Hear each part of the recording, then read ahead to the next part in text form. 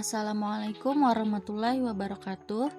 Pada tugas kali ini, saya Aulia Hanifah Permata akan memaparkan tentang penjelasan dan penerapan sistem merit secara umum di Indonesia dan di pemerintahan Kabupaten Tanah Bumbu tempat saya bertugas. Definisi dari sistem merit sendiri yaitu salah satu sistem dalam manajemen sumber daya manusia yang menjadikan kualifikasi, kompetensi, dan kinerja sebagai pertimbangan utama dalam proses perencanaan, perekrutan, penggajian, pengembangan, promosi, dan pensiun pegawai. Mulanya, sistem merit banyak diterapkan di organisasi sektor swasta yang kemudian belakangan mulai berkembang dan diadaptasi juga oleh sektor publik. Di Indonesia, sistem merit memiliki dasar hukum yaitu Undang-Undang Nomor 5 Tahun 2014 tentang Aparatur Sipil Negara atau ASN. Dalam UU tersebut dinyatakan bahwa kebijakan manajemen ASN berdasarkan pada kualifikasi, kompetensi, dan kinerja yang diberlakukan secara adil dan wajar tanpa membedakan latar belakang politik, ras, warna kulit, agama, asal-usul, jenis kelamin, status pernikahan, umur, atau kondisi kecacatan tanpa diskriminasi. Sistem ini seolah menjadi kritik atas praktek nepotisme di dunia kerja. Oleh karenanya, sistem merit menjadi salah satu hasil dari agenda reformasi birokrasi yang dicanangkan Presiden untuk menciptakan birokrasi netral dan mampu melayani kebutuhan publik serta bebas dari KKN.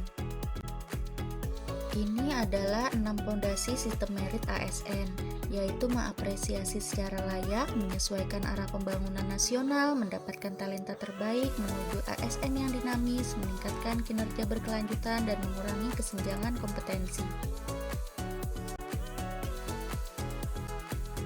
Kemudian ada 8 aspek penilaian sistem merit manajemen ASN.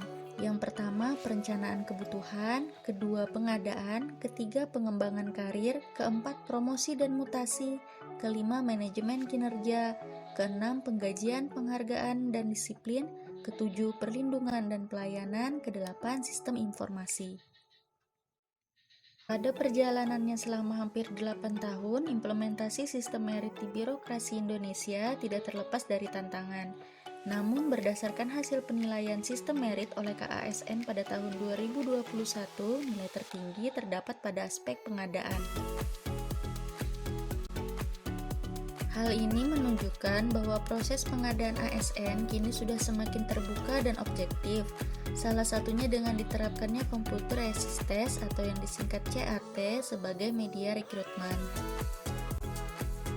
World Bank Global Report Public Sector Performance 2018 bahkan menobatkan CAT BKN sebagai produk unggul dari Indonesia pada kategori Civil Service Management yang berhasil mereformasi sistem rekrutmen ASN Indonesia.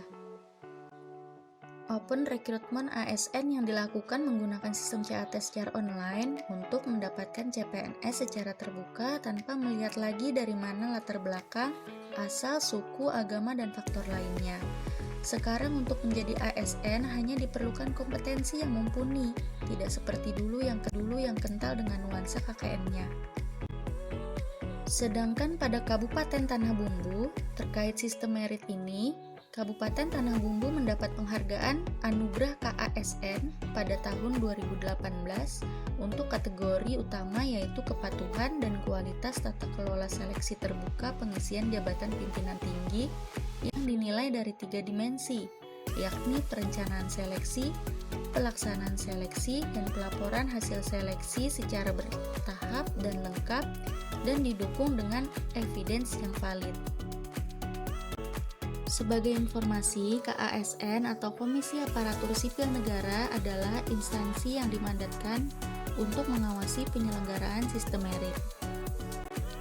Tidak dapat dipungkiri berlakunya sistem merit dalam birokrasi Indonesia bertujuan untuk menghasilkan ASN yang profesional dan berintegritas dengan menempatkan mereka pada jabatan-jabatan birokrasi pemerintah sesuai kompetensinya.